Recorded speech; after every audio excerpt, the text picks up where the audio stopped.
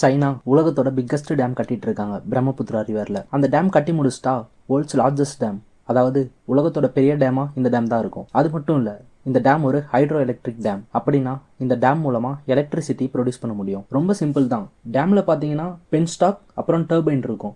பென்ஸ்டாக்னா வேற ஒன்றும் இல்லை, அந்த டேம்ல இருக்க தண்ணி டர்பைனுக்கு போக யூஸ் பண்ற ஒரு பேசேஜ். இந்த பேசேஜ் வழியா தண்ணி போகும்போது அதுல இருந்து கிரியேட் பண்ற ஃபோர்ஸ் மூலமா டர்பைன் சுத்த ஆரம்பிக்கும். டர்பைன்ல இருந்து ப்ரொடியூஸ் ஆகிற எலக்ட்ரிசிட்டியை ஜென்ரேட்டருக்கு அனுப்பி அப்புறம் பவர் லைன்ஸ்க்கு அனுப்பிடுவோம். இப்போ சைனா கிரியேட் பண்ண போற டேம் கிரியேட் பண்ண போற எலக்ட்ரிசிட்டி பாத்தீங்கன்னா கிட்டத்தட்ட 300 பில்லியன் கிலோவாட் ஹார், அதாவது 300 மில்லியன் பீப்புளுக்கு எலக்ட்ரிசிட்டி சப்ளை பண்ண முடியும். இந்த டேம் கட்ட சைனா கவர்மெண்ட் ஒதுக்கி இருக்க காசு பாத்தீங்கன்னா கிட்டத்தட்ட 137 பில்லியன் ருபீஸ். இந்த டேம் அவங்க கட்டி முடிச்சிட்டா சைனா தான் ஹைட்ரோ எலக்ட்ரிக் பவர் ப்ரொடியூஸ் பண்றதுலயும் ஃபர்ஸ்டா இருப்பாங்க. அட் ப்ரெசென்ட்ல இருக்க வேர்ல்ட்ஸ் லார்ஜஸ்ட் டேம் எதுன்னு பார்த்தீங்கன்னா அதுவும் சைனாவோடது தான், 3 கார்ஜஸ் டேம். இந்த டேமை பற்றி நாசா வெளியிட்டிருக்க ஸ்டேட்மெண்ட் என்னன்னா, இந்த டேம்ல இருந்து வெளியாகிற தண்ணி கிரியேட் பண்ணுற மொமெண்டம்னால எர்த்தோட ரொட்டேஷனே 0.06 மைக்ரோ செகண்ட்ஸ் பர் டே குறைஞ்சிட்டு இருக்குன்னு சொல்கிறாங்க. இந்த டேம்லையும் எலக்ட்ரிசிட்டி ப்ரொடியூஸ் பண்ணுறாங்க. ஆனால் இந்த டேம் எலக்ட்ரிசிட்டி ப்ரொடக்ஷனில் ஃபஸ்ட்டு கிடையாது. எலக்ட்ரிசிட்டி ப்ரொடக்ஷனில் ஃபஸ்ட்டு யார் இருக்காங்கன்னு பார்த்தோன்னா சவுத் அமெரிக்காவில் இருக்க டைப்பூ டேம். இந்த டேம் தான் வேர்ல்ட்ஸ் செகண்ட் லார்ஜஸ்ட் டேம். இந்த டேம் பார்த்தீங்கன்னா 3 கார்ஜஸ் டேமை விட ரொம்பவே சின்னது தான். ஆனால் இந்த டேம்ல இருந்து வெளியாகிற வாட்டர் பார்த்தீங்கன்னா ஒரு வாட்டர் ஃபால் மாதிரி இருக்கும். அதனால ஃபோர்ஸ் அதிகமாக இருக்கும். ஸோ டர்பைன் சுற்றுற ஸ்பீடும் அதிகமாக இருக்க காரணத்தினால இந்த டேம்ல இருந்து ப்ரொடியூஸ் பண்ணுற எலக்ட்ரிசிட்டியும் அதிகமாக இருக்கும். ஸோ இப்போ இந்த டேமை கட்டி முடிச்சிட்டாங்கன்னா hydro electric power generation dam மூலமாக பண்ணுறதுல சைனா தான் ஃபர்ஸ்ட் பொசிஷனில் இருப்பாங்க.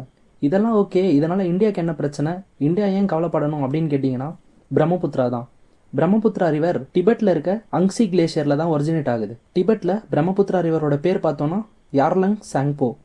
அங்சி கிளேஷியர்ல ஒரிஜினேட் ஆகிற பிரம்மபுத்திரா ரிவர் டிபெட் ஃபுல்லா டிராவல் பண்ணி அருணாச்சல் பிரதேஷ் வழியா இந்தியாவுள்ள வரும். இந்தியாவுள்ள வரும்போது தான் பிரம்மபுத்திரா அப்படிங்கிற பேரே ரிவருக்கு கிடைக்கும்.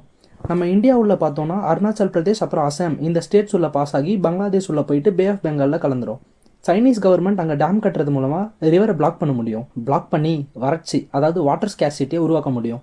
அதே போல் திடீர்னு தண்ணியை திறந்து விட்டு ஃப்ளட்டும் உருவாக்க முடியும். சைனா பார்த்தோன்னா ஆல்ரெடி நம்ம இந்தியாவோட லடாக்ல இருக்க அக்சைச்சின் ரீஜனை கேப்சர் பண்ணி வச்சிருக்காங்க. அதே போல் நம்ம இந்தியாவோட நார்த் சைடில் இருக்க அருணாச்சல் பிரதேசில் இருக்க ஒரு சில ரீஜன்ஸ் அவங்களோட சதன் டிபெட்டை சேர்ந்தது அப்படின்னு சொல்லிட்டு இருக்காங்க. பட் அவங்க சொல்றதுக்கு ஹிஸ்டாரிக்கல் எவிடன்ஸ் இப்போ வரைக்கும் எதுவுமே இல்லை.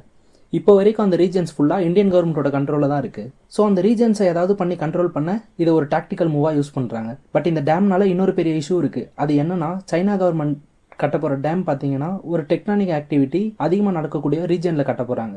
அதாவது டெக்டானிக் பிளேட்ஸோட பவுண்டரிஸ் ஜாயின் ஆகிற ரீஜன். இந்த இடத்துல எர்த்குவாக்ஸ் ரொம்ப அதிகமாக நடக்கிற பாசிபிலிட்டி இருக்குது. இங்கே டேம் கட்டுறது மூலமாக இன்னும் எர்த்குவாக் நிறைய வர வாய்ப்பு இருக்குது. சப்போஸ் எர்த்குவாக்னால அந்த டேம் உடஞ்சா நம்ம நார்த் ஈஸ்டர்ன் ஸ்டேட்ஸ் அப்புறம் பங்களாதேஷும் ஃப்ளட்ல மாட்ட நிறைய சான்சஸ் இருக்குது. இதை பற்றி கேட்டதுக்கு சைனீஸ் ஸ்போக்ஸ் பர்சன் பார்த்தீங்கன்னா அந்த ரீஜன்ஸை பல வருஷமாக படிச்சுட்டு தான் இருக்கும். அதே போல் சேஃப்டிக்காக மெஷர்ஸும் எடுத்துகிட்டு தான் இருக்கும். அதே போல் நெகட்டிவாக லோவர் ரீச்சஸில் இருக்க ஸ்டேட்ஸ்க்கு, அதாவது இந்தியா அண்ட் பங்களாதேஷ்க்கு எந்த பிரச்சனையும் வராதுன்னு சொல்கிறாங்க. பட் இதெல்லாம் ஒரு ஐவாஷ் தான், அதாவது கண் துடைப்புக்காக சொல்கிற காரணங்கள். அவங்க கிட்ட ஆல்ரெடி சஃபிஷியண்டான, அதாவது தேவைக்கு அதிகமான எலக்ட்ரிசிட்டி இருக்குது. இந்தியாவில் இருக்க ரீஜன்ஸில் இருக்க வாட்டரை கண்ட்ரோல் பண்ணுறதுக்காக அவங்க எடுத்து வச்சிருக்க டாக்டிக்கல் மூவ் தான் இது. ஆல்ரெடி பார்த்தீங்கன்னா இப்படி தான் மெக்காங் ரிவரில் சைனா டேம் கட்டினாங்க. அது மூலமாக மியான்மர், லாவோஸ், கம்போடியா, தாய்லாந்து அப்புறம் வியட்நாம் இந்த 5 கண்ட்ரீஸ்க்கு போகிற தண்ணியை பிளாக் பண்ணி வாட்டர் ஸ்கேர்சிட்டி கிரியேட் பண்ணாங்க. அதே போல் திடீர்னு தண்ணியை திறந்து விட்டு ஃப்ளட்டும் கிரியேட் பண்ணாங்க. நம்ம இந்தியன் கவர்மெண்ட்டும் பார்த்தீங்கன்னா ஒரு டேம் அருணாச்சல் பிரதேசில் கட்ட பிளான் பண்ணிட்டு இருக்கோம். அந்த டேம் மூலமாக நம்ம இந்தியாவுக்கு ஓரளவுக்கு ப்ராப்ளமாக சால்வ் பண்ண முடியும். இந்த விஷயத்தை பற்றி நீங்கள் என்ன நினைக்கிறீங்க ஃப்ரெண்ட்ஸ்? மறக்காமல் கமெண்ட்டில் சொல்லுங்கள். அப்புறம் சப்ஸ்கிரைப் பண்ணுங்கள். தேங்க்யூ.